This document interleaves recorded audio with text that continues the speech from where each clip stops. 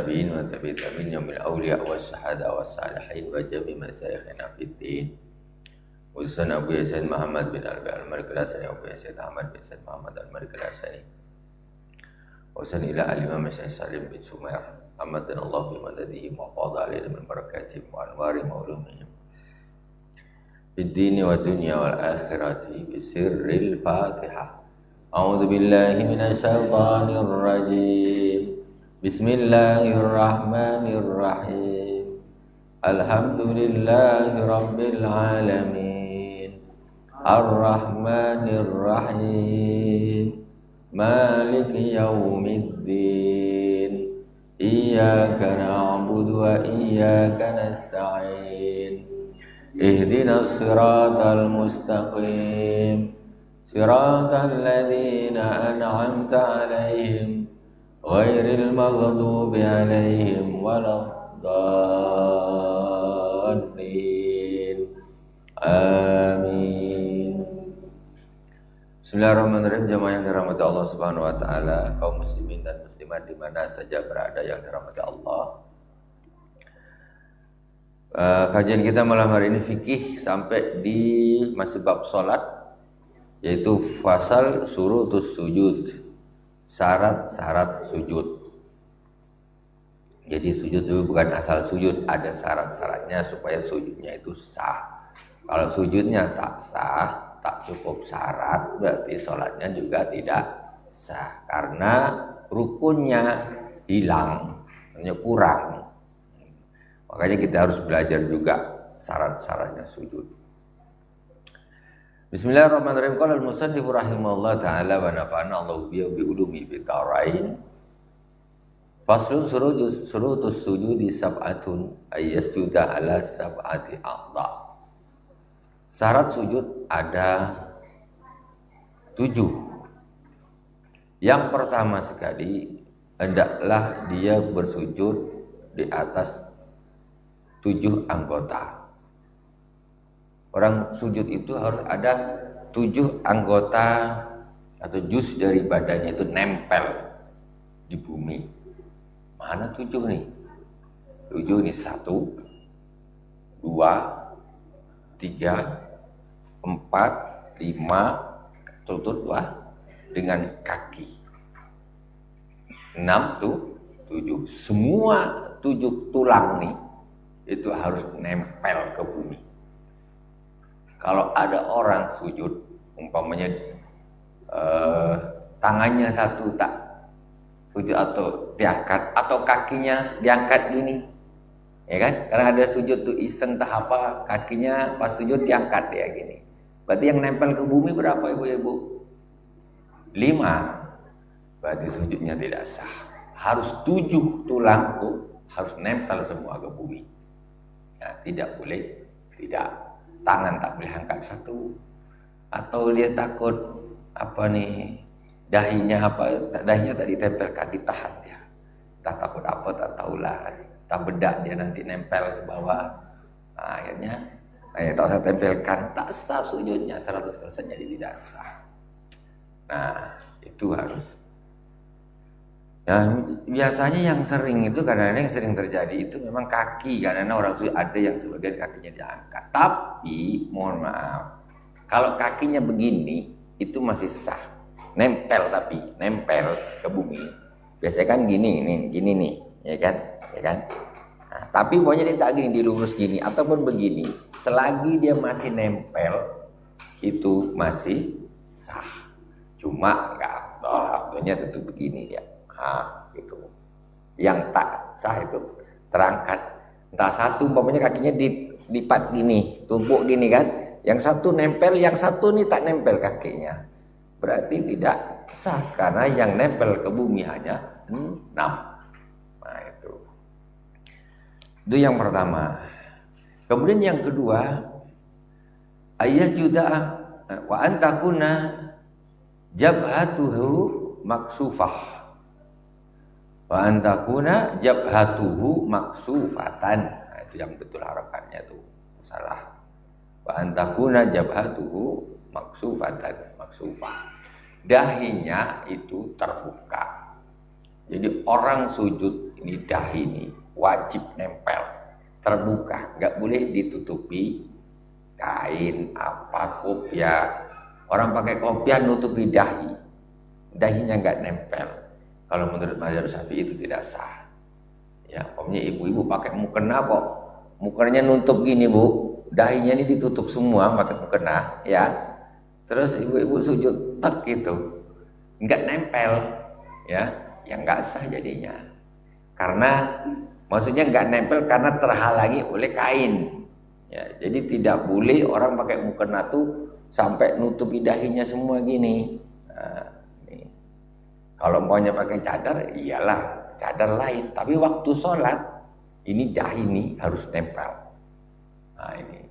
Cuma mohon maaf kadang-kadang mungkin apakah ketidakfahaman, ya, apakah ketidakfahaman. Kadang-kadang sholat pun mohon maaf masih menggunakan cadar dan menutup dahinya. Dahi ini wajib dibuka, dia wajib nempel. Waktu sholat lain, waktu di luar sholat lain. Kalau menurut mazhab Imam Syafi'i kan kalau perempuan itu di dalam sholat auratnya illal wajah wal kafain, kecuali wajah ini harus dibuka dan kafain pergelangan tangan. Ini sepergelangan tangan.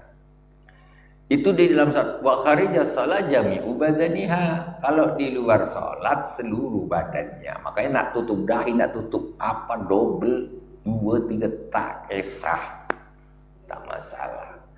Itu kalau di luar salat memang lebih rapat. Tapi kalau di dalam salat, ya kalau Imam Syafi'i, ya saya berbicara tentang Imam Syafi'i itu ini harus dibuka dahinya. Dahinya ini harus nempel ke sini.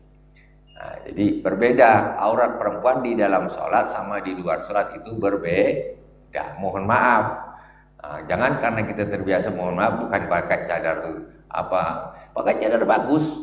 Ya bagus. Mazhab Syafi'i itu jami badan semua. Semua ini bahkan rap semua. Mata pun tak masuk akhirnya termasuk tertutup. Tapi kalau pas sholat itu wajah dahi ini harus nampak, harus nempel ketika sujud. Kalau tidak nempel, sholatnya tidak sah. Itu tidak, jangan disamakan antara aurat di luar sholat dengan di dalam sholat. Ibu-ibu paham, ibu-ibu ya? Paham? Kemudian yang ketiga, wa tahammulu bi ra'sih. Jadi ketika sujud itu kepala ini jangan ditahan, letakkan aja original. Dan tahammul ini maksudnya bukan ditekan, apalagi digesek-gesek gini, tidaklah, ya kan? Ditekan, bukan tidak, cuma ditaruh, pokoknya dilepas gitu naruhnya. Tahammul itu maksudnya tidak ditekan sederhana, maksudnya sewajarnya gitu, bukan ditekan gini. Kalau ditekan gitu, baru sholat sebulan dah hitam, dahinya dah hitam dah, kayak orang dah qiyamul lail 30 tahun. Nah ini. Jadi jangan sayang nak dia ditahan ya. Ya memang agak nempel tapi sekedar nempel aja, tak dilepas gitu kepalanya, dan dilepaskan. Nah, itu belum sujud namanya. Ada orang sujud tak ikhlas macam gitu. Sujud ikhlas ya sujud kepalanya tempelkan sudah. Nah, itu syaratnya. Jangan ditahan pakai tangan gini sehingga dahinya tidak nempel. Nempel hanya sekedar ya. Tidak original nempelnya. Itu harus gitu. Jangan ditahan. Itu tadi ibu-ibu habis pakai make up, takut make upnya tertinggal di sejadah. Akhirnya tak usah kuat-kuat. Ini itu masalahnya. Yang keempat ya, wa adamul huwi li ghairi. Dan tidak ada niat lain ketika dia turun itu kecuali niat sujud. Itu contoh orang ini nak sujud, dia waktu rukuk nih, dia naruh HP di koci atas. Ibu naruh HP koci atas. Ketika dia rukuk, Allahu Akbar, jatuh HP-nya, ya kan? Kemudian dia nanti ketika dia nak sujud itu, dia niat dia nih nak ngambil HP itu. Jadi niatnya bukan mau sujud, sebenarnya nak ngambil HP, tapi sekalian aja lah sujud. Nah gitu. Itu tidak boleh. Jadi memang diturun nih, memang niatnya nak sujud. Jangan sambilan. Gitu. Jadi pasti Sami Allah gimana? Apakah di sini apa? Ataukah ada barang jatuh lah pas bangun gini, puk jatuh. Dia Sami Allah gimana? Jatuh. Dia turun nak ngambil. Sekalian aja lah sujud. Itu tidak sah sujudnya. Karena dia sebenarnya turun itu nak ngambil handphone atau duit dia jatuh 1000 pula, malu nak jatuh duit 1000 pula yang jatuh. Ya, tapi turun itu memang nawaitunya itu sujud. Tidak boleh yang lain. Wa alla yasjuda ala syai'in yataharraku biharakatih. Kemudian yang kelima, dia tidak sujud di sesuatu yang bergerak kalau dia bergerak. Maksudnya macam mana nih? Contoh macam nih, ini kalau saya bergerak ujung imamah nih, ini kan dia akan juga bergerak kan, ibu-ibu. Terus saya bergerak nih, dia bergerak segini, gini, dia ikut bergerak nih, bergerak. Maka ketika pas sujud, Allahu Akbar, ini ujung imamah ini pas dekat tempat saya sujud gini. Kemudian nempel dahinya begini, pap gini. Ini berarti saya sujud di sesuatu yang kalau saya bergerak dia bergerak. Dia menutupi dahi gini. Ketika pas sujudnya, ini sujudnya tidak sah. Beda dengan sejadah. Sejadah, saya nak bergerak kayak apa, dia kan tak gerak kan? Tidak gerak. Maksudnya dia tidak bersama dengan saya seperti pakaian saya. Ibu-ibu umpamanya ya, ibu-ibu ini ibu-ibu ini yang sering nih dia sujud dekat atas mukenanya. Ya, sujud itu di atas sejadah. Jangan di atas mukenanya dibentang gini, sujud gini. Jangan. Ya. Kalau orang perempuan paling sering karena ketidaktahuannya akhirnya gitu, bahkan dibentang dia betul-betul ya Bu, dia betul-betul dibentang di depan, dia sujud di atas mukenanya. Jadi jangan di atas mukenanya, di sini itu sujud di sejadahnya. Sujudlah di sesuatu yang ketika kita bergerak itu dia ikut berposisi, bukan termasuk pakaian kita gitu. Itu kayaknya ada yang macam gitu Bu ya, ada. Justru dibikin dia sejadah bahkan. Itu justru tidak boleh. Ya. Kadang-kadang selama-lama ini sholatnya begitu. Memang dibentang dia mukena tuh. Kan? Itu sebetulnya salah. Jangan ya, silakan. Tangan tidak. Itu untuk dibuka khusus dahi saja. Yang kulit yang harus nempel itu khusus dahi saja. Tangannya tidak harus nempel, kulitnya maksudnya. Tapi tulangnya ini harus nempel. Tapi kulitnya tidak. Ya, paham, bisa dipahami Bu? Yang kulitnya harus nempel, yang harus dibuka ini dahi saja. Jadi kadang jangan salah paham. Jadi 7 anggota harus buka, nanti lutut macam mana nak buka? Kan? Lutut kan nempel kan? Ini kadang-kadang ada kesalahpahaman lagi, nanti itu tulangnya harus dibuka, tangannya harus nempel. Terus lututnya kalau mau nempel gimana? Mau dibuka lututnya, tak jadi sholat. Tak jadi sholat. Itu. Jadi 7 anggota atau 7 tulang itu tadi wajib nempel ke bumi. Yang wajib dibuka kulitnya harus nempel hanya dahi saja.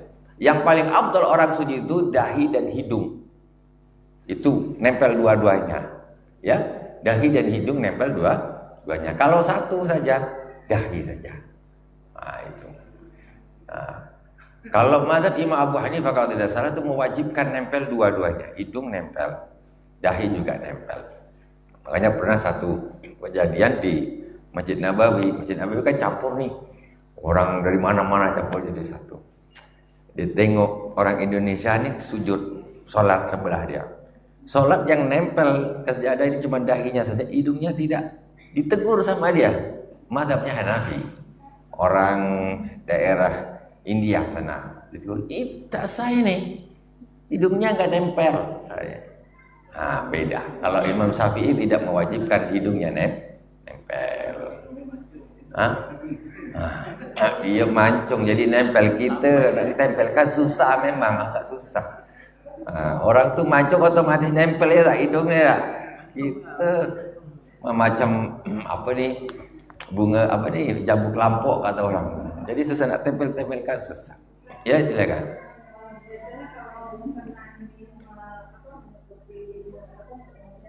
Hmm. Hmm.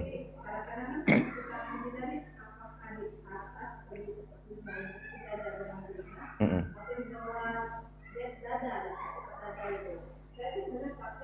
Hmm.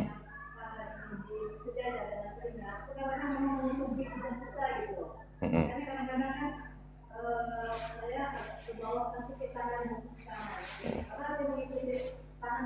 Ya, ya, ya.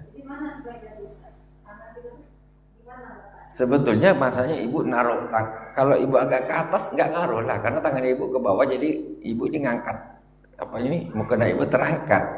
Kalau ibu waktu sujud tangan ibu ke atas, maksudnya ini mukenanya ke bawah gini, itu walaupun sejajar ini pun bisa, sejajar ini pun bisa. Tapi kan ibu memang waktu sujud ngangkat mukenanya ini, jangan diangkat mukenanya masuk ke dalam kan gitu. Nah, jangan mukenanya diangkat, bisa. Tidak. Yang penting Bu, tidak ada masalah. Yang penting yang wajib itu masalah nempel dahinya. Jangan sampai terkena, maksudnya terkena dahi. Kita tarik kan tidak apa-apa juga, nggak masalah Bu. Jadi orang sholat itu nggak seperti robot-robot amat lah gitu. Jangan, maksudnya, jadi tangannya oh ini kok, maksudnya pas kita turun kan, diam. Oh ditarik sedikit, kita sujud, tak apa-apa. Itu kadang-kadang dia kan ngembang gitu kan. Itulah. Mohon maaf ya, karena modelnya mukena tuh macam gini, model mukena, tangan di dalam kan. Sebenarnya orang perempuan itu ibu-ibu, orang perempuan itu dia sholat tuh cukup begini tuh boleh. Cuman dia harus ini apanya tak boleh turun di pergelangan tangan nih begini.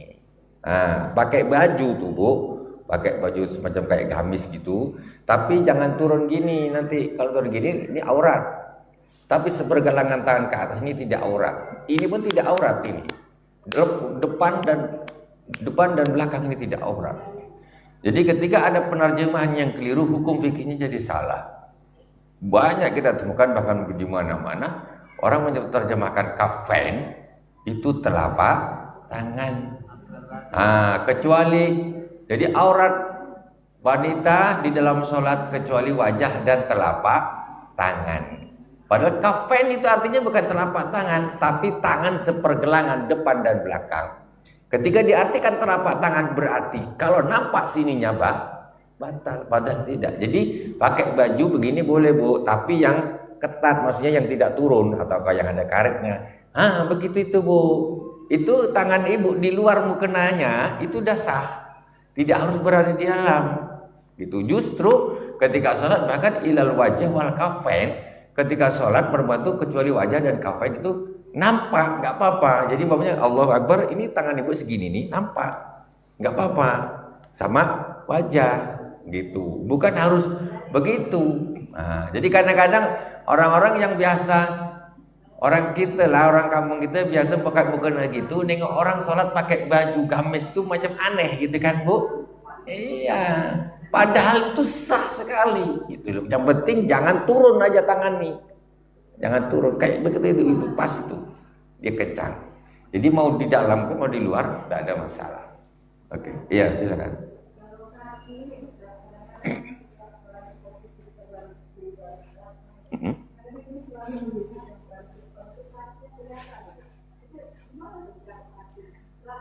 Kalau telapak kaki sebetulnya ini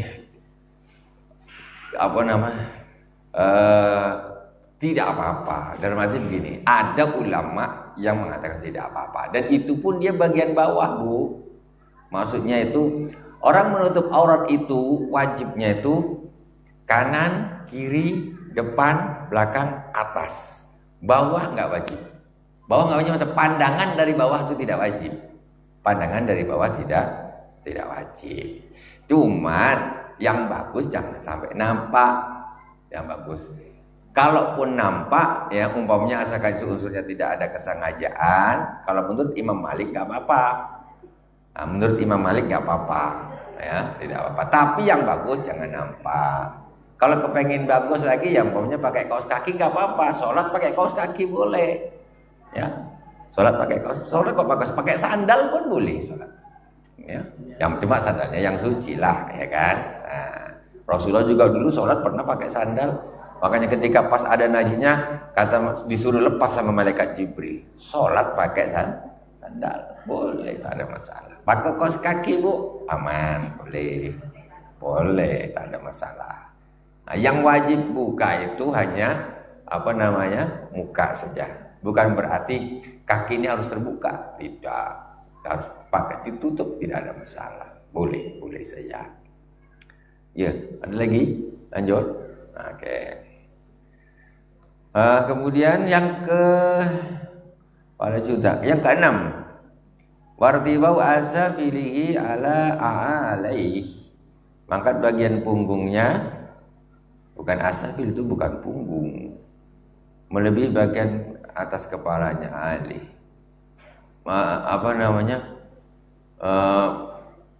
Kalau bahas ini bukan jorok, tidak. Asafil itu maksudnya bagian pantat. Ya, jadi harus dia lebih tinggi dari bagian kepala gitu. Jangan macam gini. Jadi dia ke bawah juga. Tidak. Jadi macam kucing atau macam begini, tidak. Dia memang harus begini posisinya. Harus begini gitu. Oke. Itu namanya sujud. Kalau begini namanya bukan sujud. Kalau sujud itu harus bagian belakang harus lebih tinggi daripada bagian depan. Gitu. Nomor 6 yang ke-7 terakhir, wa tumakninatu fihi, yaitu tumakninah, berhenti sejenak lamanya sekitar waktu membaca subhanallah. Bentar. Itu menjadi syarat sujud. Dan perlu diketahui juga, kalau kita lihat di sini, siapa yang melakukan sujud seperti ini, 7 hal ini dilakukan, maka sujudnya sudah sah. Berarti apa? Bacaan sujud hukumnya sunnah. Itu Pak. Jadi bacaan sujud itu tidak termasuk syaratnya sujud dan tidak termasuk rukun sholat. Itu hukumnya adalah sunnah. Bukan saya bilang tak usah baca, bukan. Tapi umpamanya kita sujud tak baca apa-apa, itu sholatnya juga tetap sah, sujudnya sempurna. Subhana rabbil a'la wa bihamdi, subhana rabbil a'la wa bihamdi, subhana rabbil a'la wa bihamdi. Kita baca 3 kali biasanya. Ini kok sujud Allahu Akbar, diem, tak ada baca apa-apa. Yang penting yang jadi syaratnya itu tumakninah. Begitu tidak tumakninah, langsung Allahu Akbar, duduk antara sujudnya sah. Jadi bacaannya itu hukumnya sunnah. Dibaca bagus, dibaca, jangan tak dibaca. Tapi umpamanya tidak dibaca, itu hukumnya sujudnya tetap sah dan sholatnya juga tetap sah. Khatimatun atau sujud sab'atun. Oh, ini baru diterangkan, sudah pasalnya di depan, saya sudah sebutkan tadi. Oke. Anggota sujud itu ada 7. Ini tadi sudah saya terangkan, sekarang baru pasalnya setelahnya. Pertama al-jabhatu, dahi. Kemudian yang ketiga butun asabil kafain. Butun asabil kafain, yaitu bagian dalam jari, bagian dalam butun asabil kafain. Jadi 3 ya, 3. Kemudian arokbatan, 2 lutut. Kemudian butun asabir rijlain, telapak jari kaki. Kok kaki kiri ini? Salah terjemahnya. Butun asabi. Kalau di sini saya mengatakan batinnya, maksudnya harus begini nih. Harus bagian dalamnya yang nempel.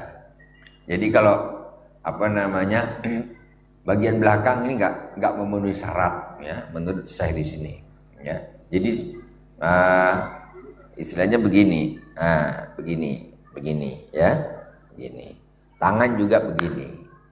Jadi istilahnya sujud nggak boleh begini, pokoknya sujud begini nih. Ini kan berarti tidak butun nih, bagian dalam ini yang nempel ke bumi. Kalau gini kan tidak. Sujud dia macam tentara push up. Nah, itu tidak memenuhi syarat. Jadi telapak. Jadi di sini pakai bahasa telapak, berarti harus bagian dalamnya ya ibu-ibu ya. Nah, harus bagian dalam. Kaki juga tangan harus bagian dalamnya, tidak boleh atau apabila menggunakan bagian belakang tidak memenuhi syarat. Ya, jadi begitu.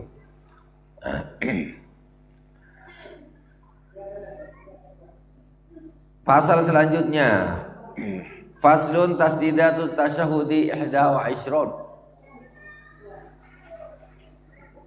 Tasyahud at-tahiyyatul mubarakatus salawatut thayyibatu lillah.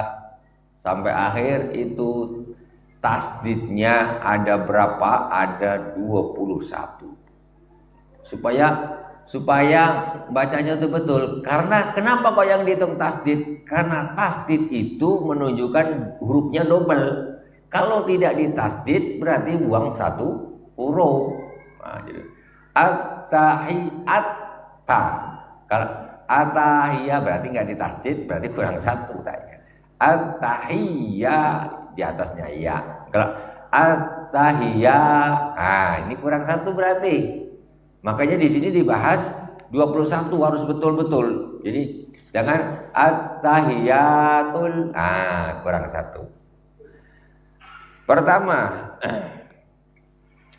khamsun fi akmalihi wa sitta asyrata fi aqalli. Khamsun fi akmalihi wa sitta asyrata fi aqallihi. Untuk 5 diantaranya untuk kesempurnaan tahiyatnya. Jadi kemudian yang 16 untuk minimalnya. Maksudnya apa? Minimal tasawuf itu kan ada sampai semuanya kamil. Ada yang fardunya tok. Yang aqalli maksudnya yang fardunya tok. Kalau yang fardunya tok itu cuma 11 tasawuf. Apa ini tasdid. Kalau semuanya ditambah 5 menjadi 21. Nomor 1 dan 2 at-tahiyyatu. At-tahiyyatu di atas ta dan di atas ya. At-tahiyyatu. Alat-ta'i wal alat-ta'i wal ya. Ini salah nih. Di atas ta dan di atas ya. Kemudian yang ketiga al-mubarakatus sholawatu ala shad di atasnya shad. 4 dan 5 at-thayyibat di atas ta dan di atas tayyi di bawah ya tayyib at-thayyibat. Di atas ta dan di atasnya ya. Lillahi ala lamil jalalah di atas lam jalalah lillah. Assalamu assa berarti di atasnya sin, jangan assalamu ala sin, di atasnya sin. Kemudian yang 8, 9 dan 10 alaika ayyuhan nabiyyu, di atasnya ayyu berarti di atasnya ya. Ayyuhan nabiyyu di atas nun, an-nabiyyu di atasnya ya lagi, alal ya wan nun wal ya. Wa rahmatullahi alal lamil jalalah di atas lam jalalah rahmatullahi gitu.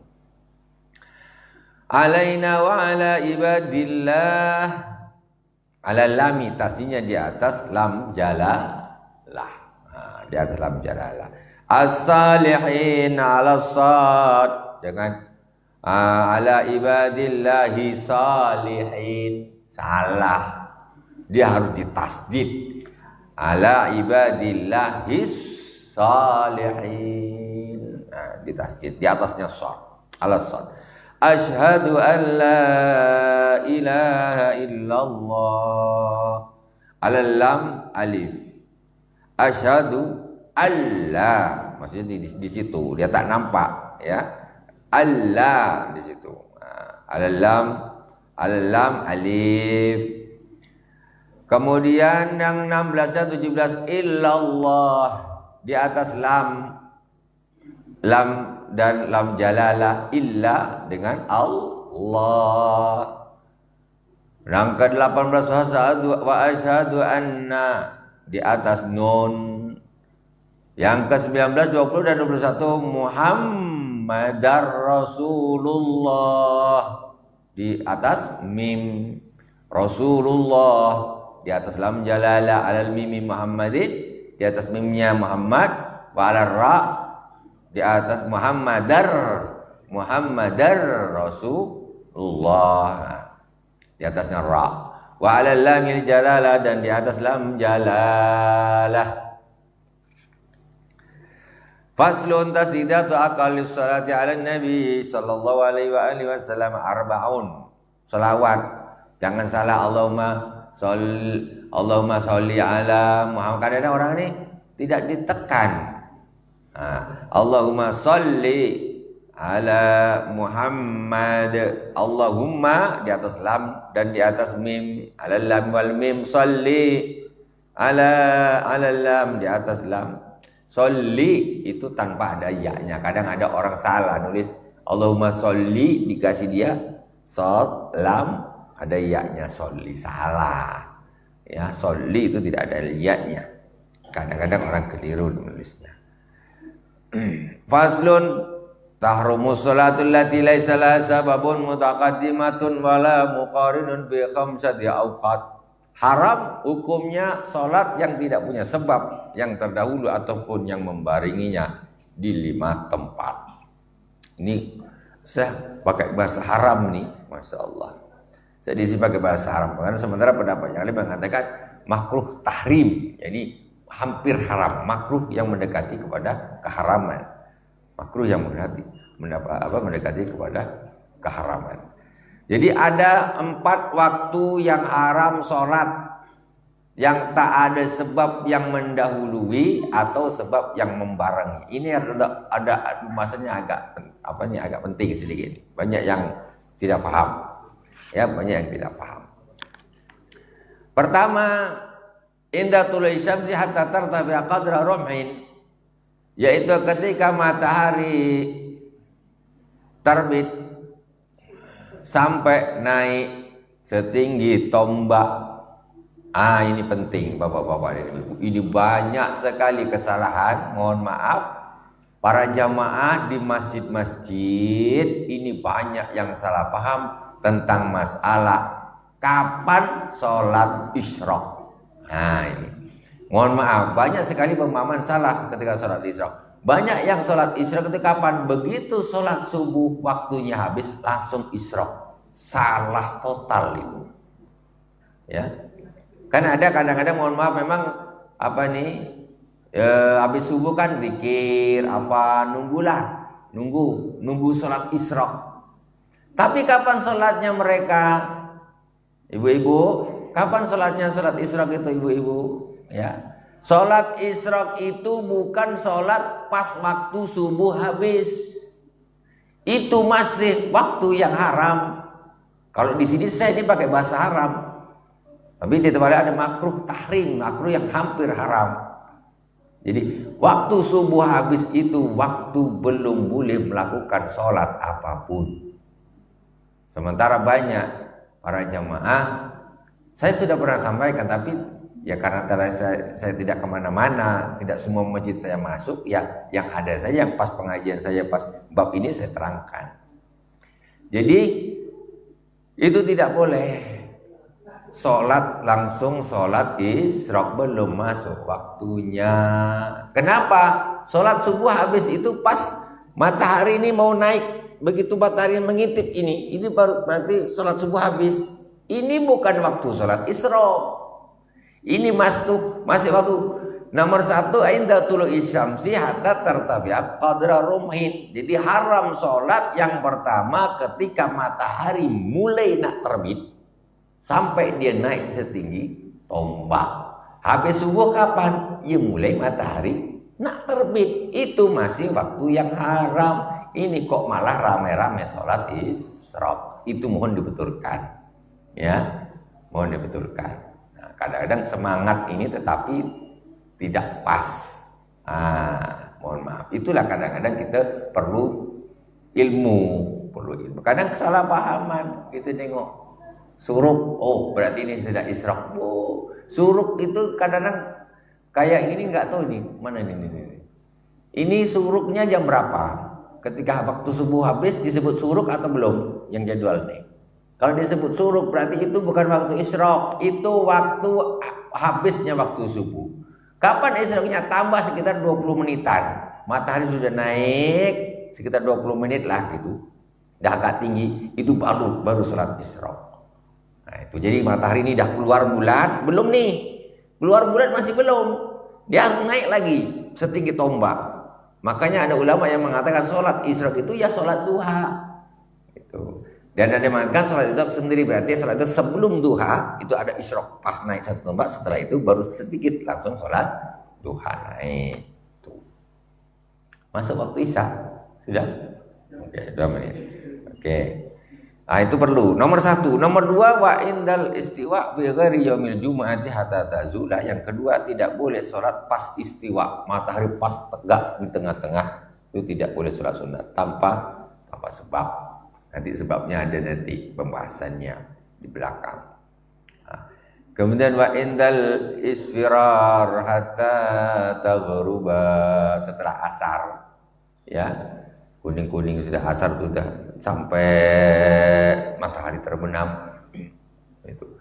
Itu kalau sholat sunnah. Kalau sholat asar belum ya wajib. Apa pula? Aduh, udah tak boleh sholat ya. Engkau belum sholat asar kok ya sholat lah. Mana tak sholat macam mana? Nah, ini yang masalah apa?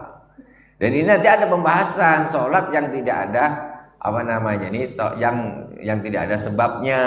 Nah, kalau ada sebabnya yang membarengi atau terdahulu boleh. Nanti pembahasannya jangan berhenti di bab ini, besok tak datang lagi nanti salah paham. Percaya cakap saya. Iya. Jadi ngaji kalau setengah-setengah tuh repot. Ini yang membuat nanti dia tak paham cerita sana cerita sini, itu tak boleh. Kau ini ngaji pas tuh datang bab berikutnya kau tak datang. Jadi menyayang kau membuat masalah. Seperti sholat isyraq begini, pas diterangkan. Jadi apakah nggak ada? Apa kadang-kadang yang menerangkan yang kurang pas, akhirnya orang melakukan semangat ya Allah, padahal itu waktu yang masih haram. Kan lucu jadinya kan. Itulah pentingnya ibadah pakai ilmu. Kemudian wa indal isfirar wa ba'da sholati subhi hatta tadlu asyamsu, setelah salat subuh sampai matahari terbit. Tadi assalamualaikum warahmatullah. Tidak ada sholat sunnah tanpa sebab sampai matahari terbit tadi itu, sampai habis waktu subuh. Ya, sampai habis waktu subuh pun belum boleh sholat sampai matahari naik setinggi tombak, baru boleh sholat sunnah. Yang terakhir wabada sholatil asri hatta taghruba, setelah sholat asar sampai matahari terbenam. Ada 5 waktu. Alhamdulillahirabbil alamin, semoga bermanfaat dari awal sampai akhir. Mohon maaf atas segala kekurangan, semoga berkah. Subhanakallahumma bihamdika asyhadu an la ilaha illa anta astaghfiruka wa atubu ilaik. Wa sallallahu ala sayyidina Muhammadin wa ala alihi washabihi wa baraka wasallam. Alhamdulillahirabbil alamin. Wassalamualaikum warahmatullahi wabarakatuh.